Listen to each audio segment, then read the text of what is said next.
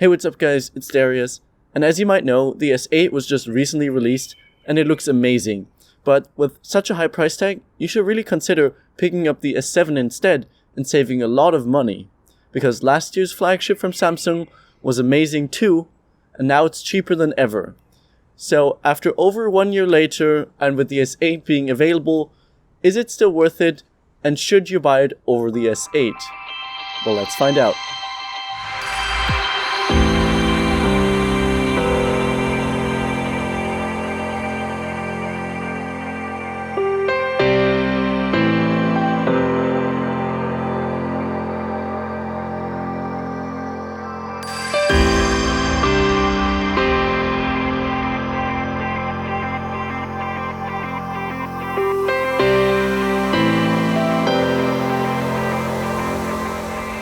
Double-clicking the home button quickly launches the S7's best feature, its camera.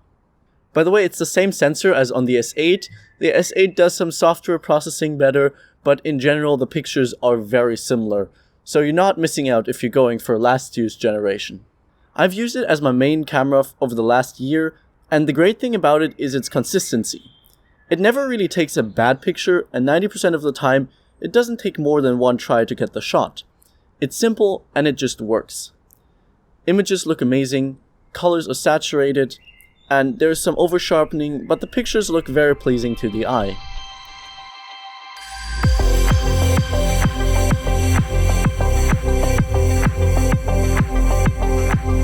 In low light it is still good for a smartphone, but I feel like it's not as good as advertised. Indoor shots can have an orange tint to them, and they can have quite a bit of processing going on, which can look bad. Nevertheless, if the conditions aren't terrible, it takes at least a decent picture. If you want to tweak the image, you can do that in the very powerful Pro mode, which even has RAW support. Also, I just wanted to point out, the new dual pixel autofocus is amazing. Insanely fast and always spot on. I don't really take selfies, but I appreciate the wide angle front facing camera, which is great for group shots. The quality is also quite good. The video it shoots looks amazing, but 4K video can be quite shaky.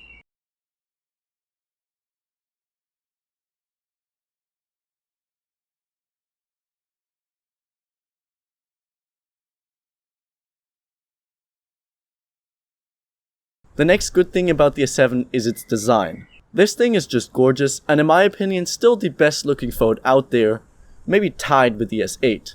It looks amazing with those dual curved edges, and thanks to those small bezels, it's quite compact for such a large screen phone. Despite that, one-handability is hard for me, but I do also have fairly small hands. The in-hand feels decent, but not particularly comfortable due to the fairly sharp sides. The regular S7 lies much better in the hand than the Edge model, and same goes for the S8, so I've heard. The S7 is still very slippery and very attracted to smudges. I put a skin on it, which helps, but even just keeping the front clean is a challenge. Speaking of the front, here you find the insanely beautiful display. It's still probably the best out there, super sharp with gorgeous colors. There's not a screen on a phone that's really better. Maybe the S8 beats it, but you will definitely not be disappointed with this screen. It's Super AMOLED, and Samsung added an always-on feature, which is quite convenient now since it displays your notifications. Of course, the S7 Edge also has the dual curved sides, which looks amazing. I love that the content just sort of spills over the sides.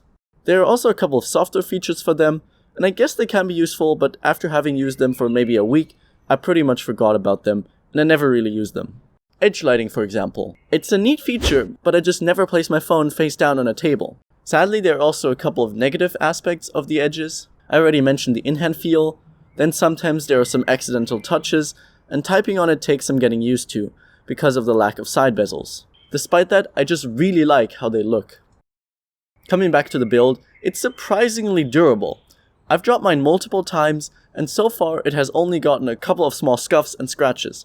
Definitely not what I expected with such a fragile looking edge screen. One thing to note though, the fingerprint scanner seems to lack Gorilla Glass because it's scratched up way more than the rest of the build. Speaking of the scanner, it's decent. It sometimes works very well and then it's quite quick, but other times it just won't recognize my finger, which gets annoying. Other things worth mentioning, it is IP68 rated, which is great and works well. I love that they managed to have such a nice design without any flaps and still have it water resistant. You do however have to sometimes wait for it to dry out before you can charge it again. For charging, it's rocking a micro USB port instead of a Type-C one. Now that's not very future-proof and not that great, but I don't really mind it because in case I ever forget my charger, someone is more likely to have a micro USB cable than a Type-C one. And lastly, there's of course the speaker. Next to the charging port, there's the speaker, and it probably is the worst part of the build. First of all, it's bottom facing, which is not optimal, but generally fine, but it sounds pretty muffled and just not so great. Also, it's kind of small, so it's easily covered by your hand. It hasn't improved, and in my eyes, audio is still the S7's weakest link.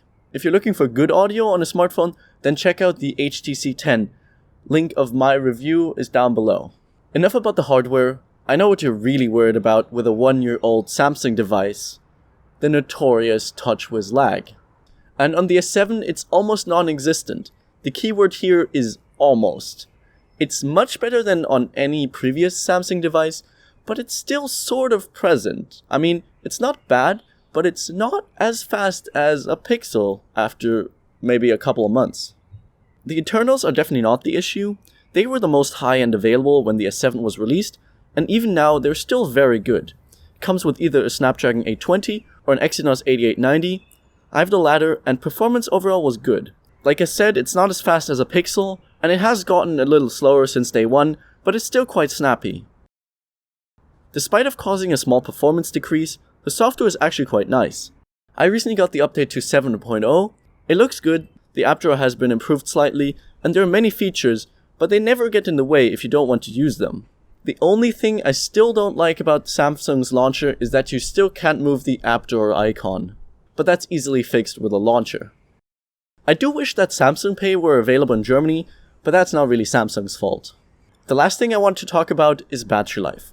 Back when I reviewed it, it was great. The Edge variant has a large 3600 mAh battery that can easily get you through the day. Maybe with very heavy usage it died in the evening, but nevertheless it has one of the best battery lives on any smartphone. I got an average of 5 hours of screen on time, which is very good. Over the months, it has decreased a bit, but it was still quite good with Marshmallow. But ever since I got the Nougat update, it was terrible. It couldn't even last me a full day.